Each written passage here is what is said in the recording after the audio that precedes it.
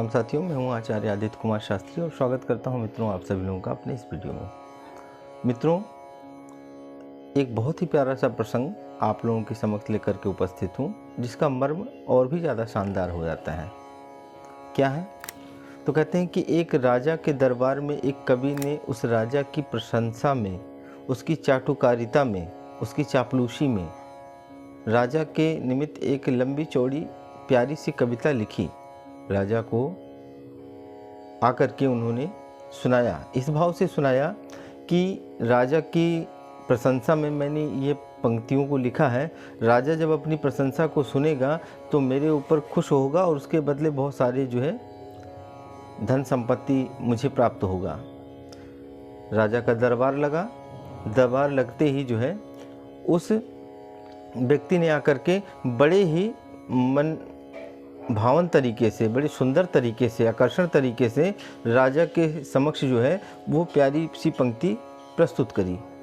राजा ने ध्यानपूर्वक उन पंक्तियों को सुना भी, पर उसके पीछे जो उसके मन के अंदर के जो भाव थे उनको भी राजा बखूबी समझ गया कि ये बातें जो लिखी गई हैं वो मुझसे धन को प्राप्त करने के उद्देश्य से, मुझे रिझाने के लिए, मुझे जो है अपनी ओर आकर्षित करने के लिए इस भाव से इन पंक्तियों को लिखा गया है।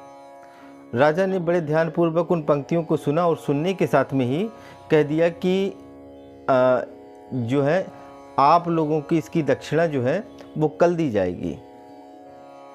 कल जो है राजकोष से 10,000 स्वर्ण मुद्राएं आप लोगों को दी जाएंगी। अब वो कवि बहुत प्रसन्न हुआ कि भाई राजा तो मेरी कविता से बहुत खुश हो गया, इतनी सुंदर रचना मैंने लिखी थी। कवि इतना प्रसन्न हुआ, अपने घर गया, रात भर जो है उन बातों को सोचता रहा कि अब मेरे पास 10,000 रुपये आ जाएंगे, मैं इन पैसों से जो है गाय खरीदूंगा, ज़मीन खरीदूंगा, घर बनवाऊंगा, पैसे अपने बीवी के पीछे खर्च करूंगा, बच्चों के पीछे खर्च करूंगा। इतना प्रसन्न हुआ रात भर कि वो अपने जो है उधर बुल में वो पूरी रात सो ही नहीं पाया, प्रसन्न रहा पूरी रात। सुबह हुआ तो सुबह होते ही वो पुनः राजमहल में पहुंच गया। पहुंचा तो राजा ने भौचक जो है आश्चर्य से पूछा, बताइए भाई साहब कैसे आना हुआ? तो कवि भौचक्का रह गया कि अभी कल तो राजा ने मुझे कहा था कि कल आप लोगों को पैसे दिए जाएंगे, स्वर्ण मुद्राएं दी जाएंगी, और अभी राजा जो है भूल भी गए। तो उन्होंने फिर बतलाई अपनी बात कि राजा साहब आपने तो बतलाया था कि कल आप लोगों को जो है वो स्वर्ण मुद्राएं दी जाएंगी। मैं कवि हूँ, कल आपके यहाँ कविता आपके राज्य में आया था, आपको सुना करके गया था, और आपने कहा था कि इसके बदले आपको पुरस्कार के रूप में कुछ स्वर्ण मुद्राएं दी जाएंगी।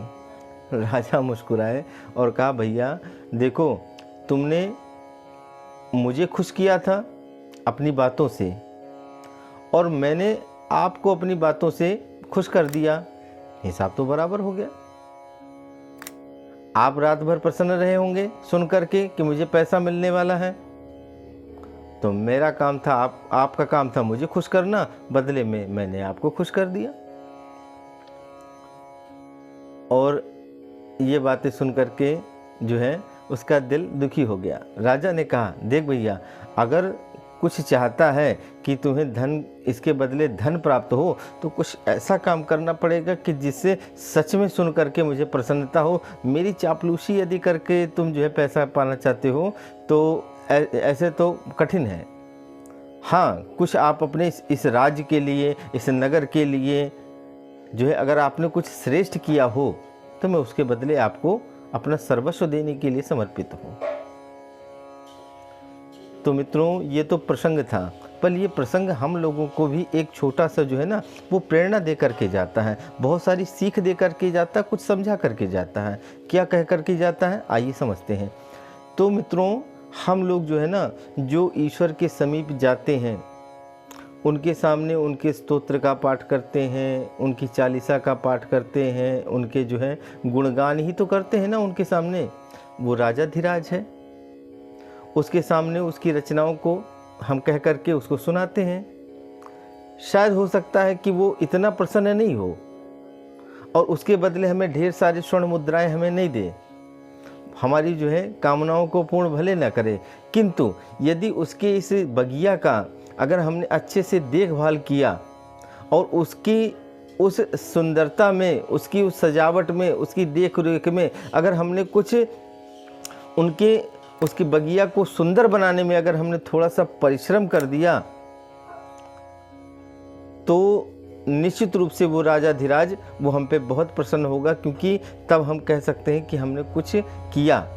मित्रों, अध्यात्म का अर्थ है, भक्ति का अर्थ, एक अर्थ सेवा भी होता है। इस मानवता के लिए, इस सृष्टि समष्टि के लिए यदि हम जो है ना सेवा भाव के साथ में यदि हम कुछ करते हैं तो वो हमारी सबसे बड़ी आराधना, सबसे बड़ी पूजा, सबसे बड़ी उपासना कहलाती है। ऐसा हमारे आचार्य लोग हमें समझाते हैं। तो आशा करता हूँ मित्रों, इस छोटे से प्रसंग के माध्यम से एक बड़ा सा मर्म हम लोगों ने आज समझा है, जाना है कि अध्यात्म क्या हमें सिखाता है।